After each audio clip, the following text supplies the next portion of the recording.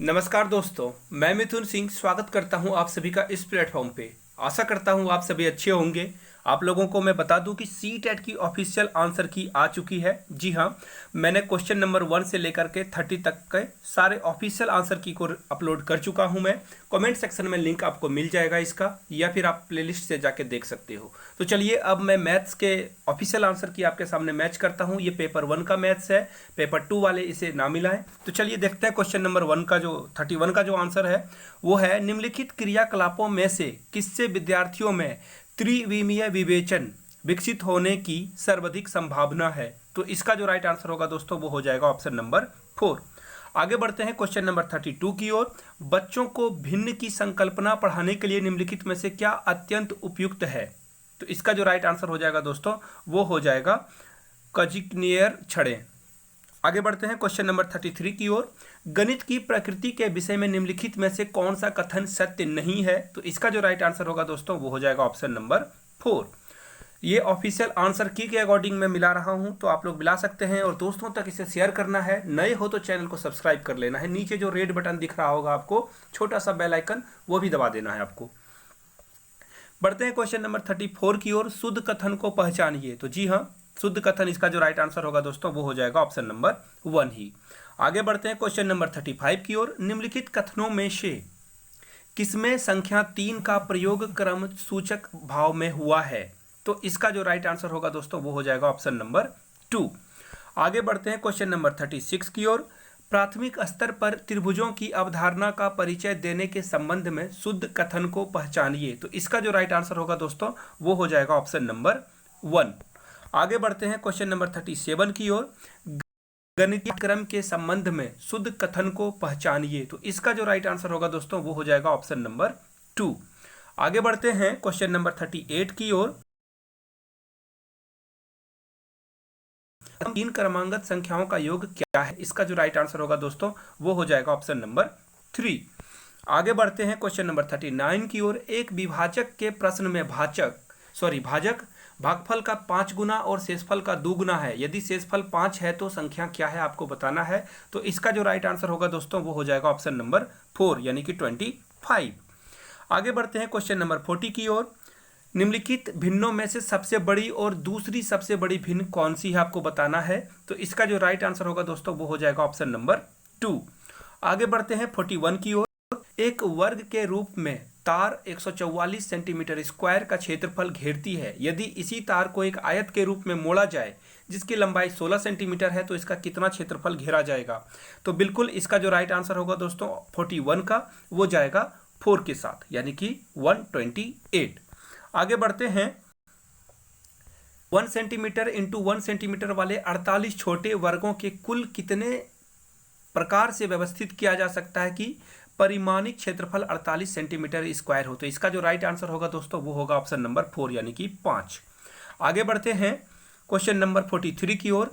विद्यालय की सभा में एक कक्षा के विद्यार्थी एक पंक्ति में खड़े हैं। दोनों सिरों से रूही का 19वां स्थान है। तो उस कक्षा में कुल कितने छात्र उपस्थित हैं। तो इसका जो राइट आंसर होगा दोस्तों वो हो जाएगा ऑप्शन नंबर 3 यानी कि 37 छात्र खड़े हैं।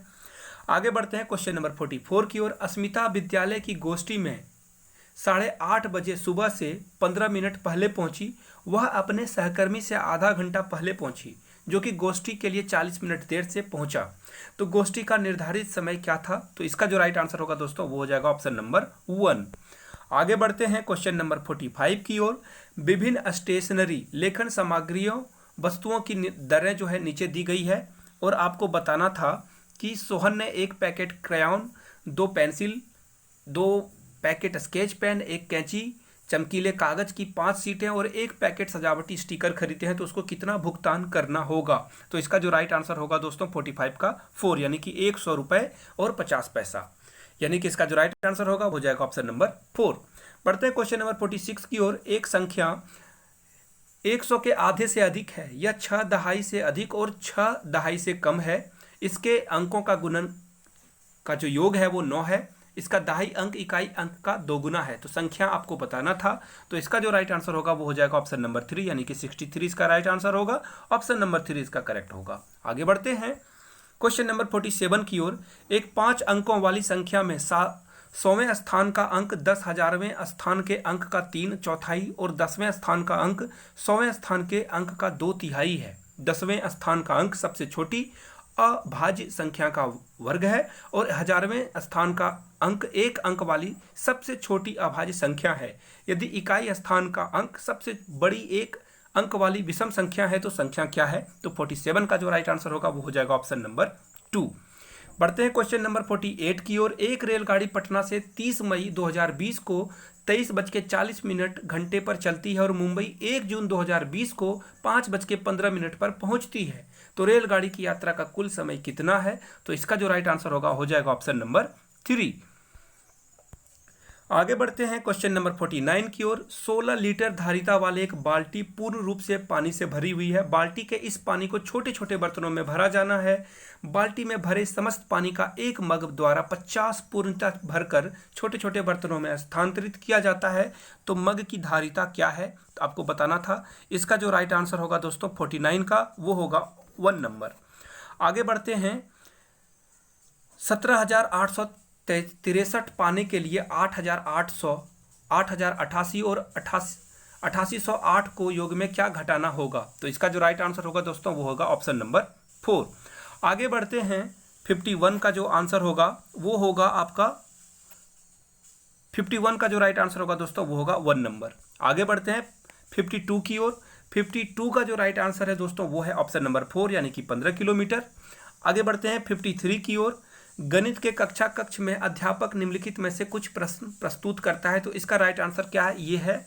यहाँ बढ़ते हैं, यहाँ पे आप आसान से समझ पाओगे 1 नंबर।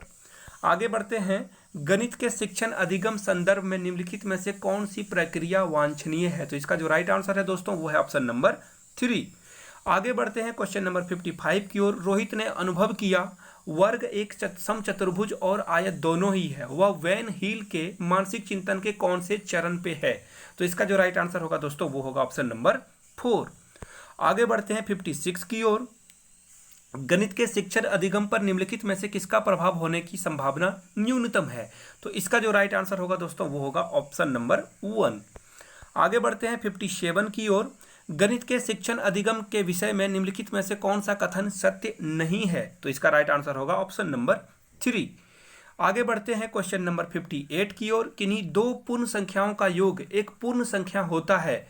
पूर्ण संख्याओं के इस गुण को किस प्रकार से उल्लेखित किया जा सकता है? तो इसका जो राइट आंसर होगा 2 नंबर होगा। आगे बढ़ते हैं क्वेश्चन नंबर 59 की ओर। इसका जो राइट आंसर होगा दोस्तों वो होगा ऑप्शन नंबर 2। आगे बढ़ते हैं क्वेश्चन नंबर 60 यानी कि इसका लास्ट क्वेश्चन, और इसका जो राइट आंसर होगा दोस्तों वो हो जाएगा ऑप्शन नंबर 4 यानी कि ए और डी दोनों करेक्ट होगा। तो आप चैनल को सब्सक्राइब कर लीजिए, दोस्तों तक शेयर कीजिए इस वीडियो को, और आगे के जो भी क्वेश्चन हैं वो जल्द ही आपको देखने को मिलेगा। चैनल को सब्सक्राइब कर लेना है और छोटू सा जो बेल आइकन है उसे दे मारना है ताकि नोटिफिकेशन आते रहे। Thank you so much. Very best of luck आप लोगों को। आप लोगों की जो एग्जाम है वो अच्छे से जा रही हो, यानी आंसर की सही से जा रही हो। Thank you so much.